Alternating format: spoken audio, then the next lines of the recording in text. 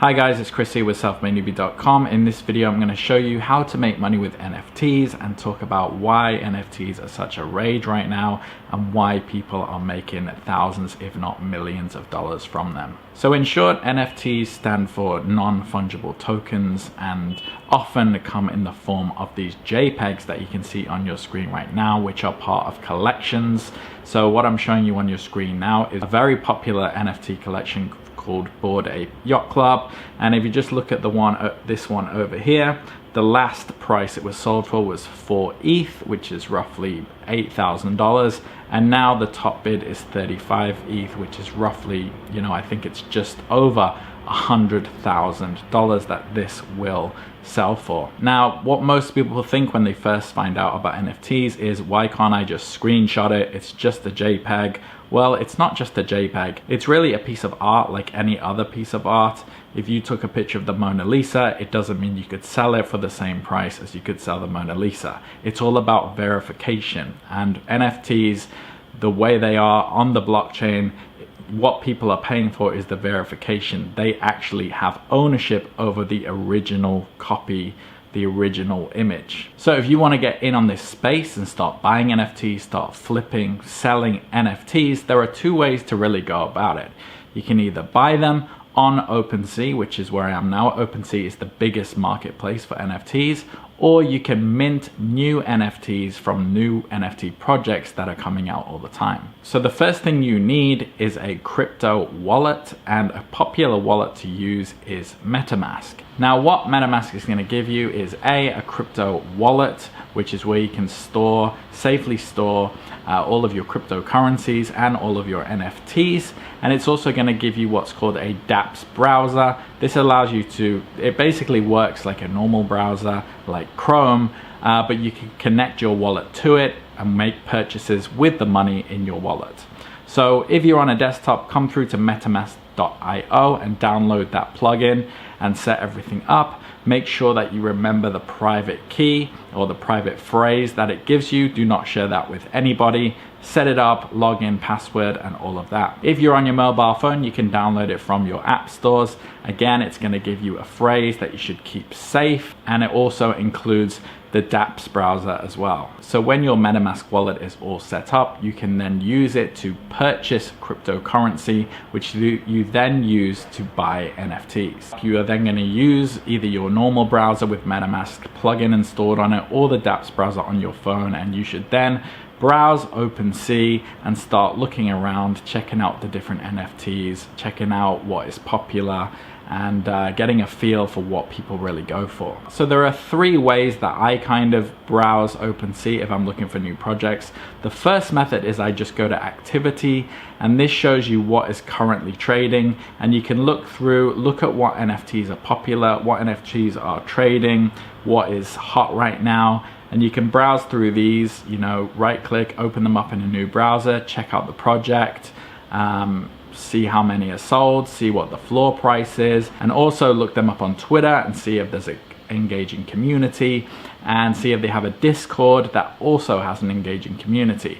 What you'll find with most NFT projects is they're usually on Twitter and also Discord, and that's where people are generally talking about them, and you can gauge the hype around the projects. The second method I like to use is you go to the rankings, and this shows you what the current top NFT projects are. So right now it's CryptoPunks followed by Mutant Ape Yacht Club, which came out this week. Now, if we go to, say, Bored Ape Yacht Club, you can also check out who owns each one. What you do is you click on whatever ape you want. Maybe you want to sort by the highest price to the lowest and check out who has the highest value Bored Apes. And here it tells you who it's owned by.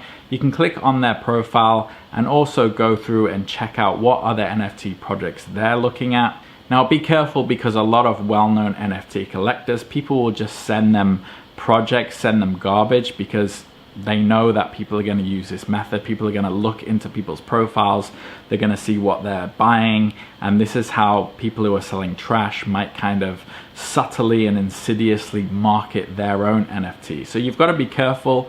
Always do your research, and I also recommend, like I said in the last method, always check out Twitter and always check out if there's a Discord as well. But really, back to the method I was getting at, once you're able to filter through if this person has been sent a lot of garbage, you can check out projects with blue ticks and see what else they're involved in.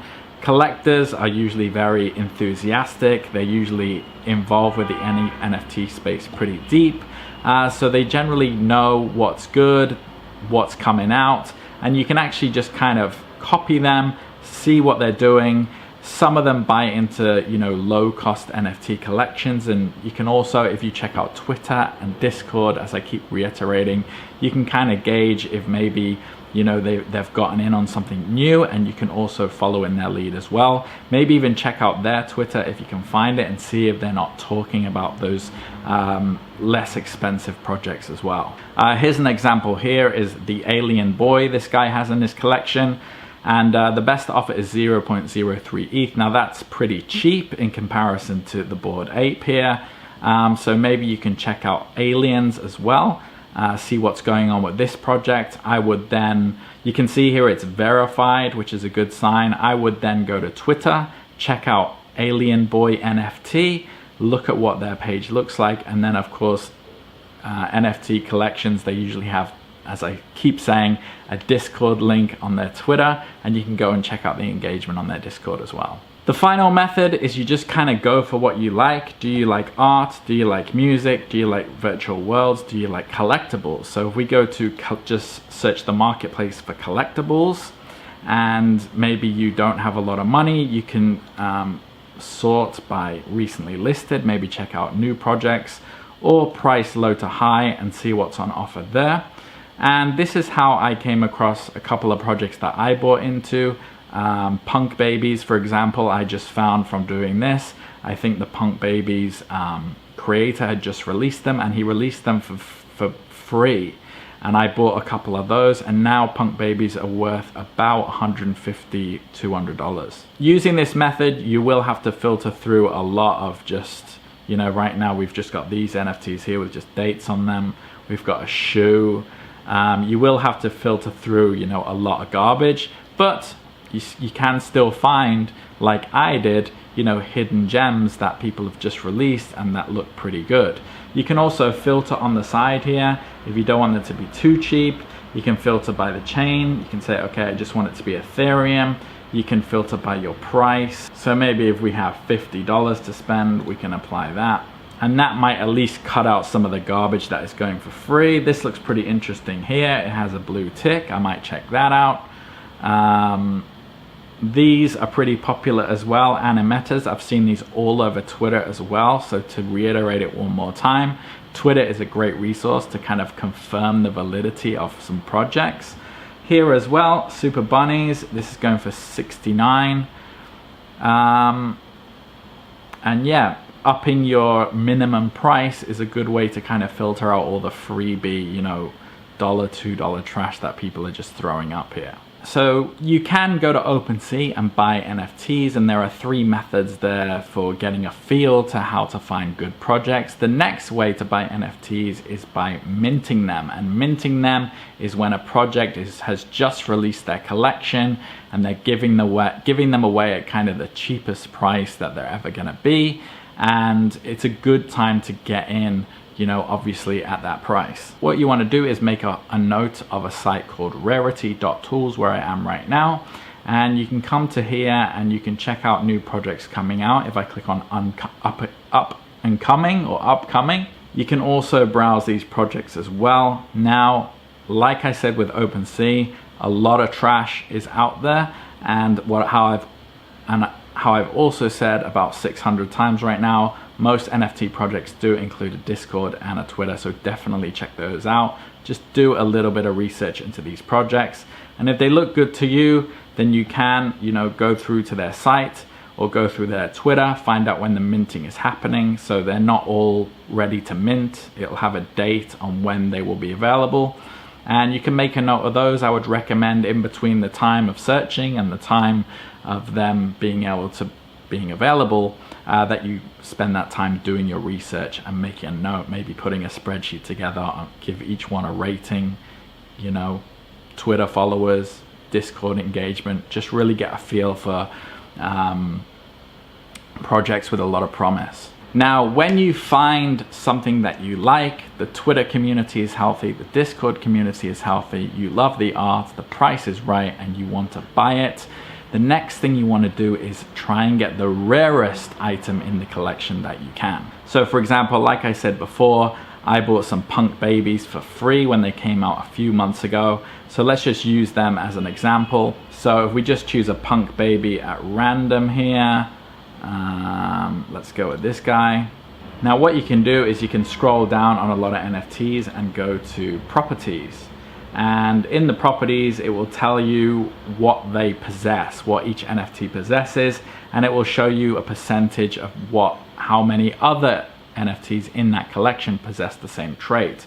So for example, best case scenario is you get an NFT with very low percentages. That means it's more rare. Now, obviously it's very time consuming to go through every NFT in a collection, especially when there's 10,000 NFTs. So what you can do is really just browse through and see if you can't pick out, hey, you know, that NFT might have like a funny hat or wearing sunglasses when no other ones have those. You know, you can look through it and browse and just make that assessment on your own. Another method is to go back to rarity.tools, go to all collections down here, and if we just stick on this Punk Babies example, you type in Punk Babies here, and we can find out the rarity by just taking this number here and popping it in here, looking it up, and you can see the rarity score here. This NFT has a rarity score of 142.99, and the higher score, the better. So I'd recommend, again, just using your own eyes, browsing through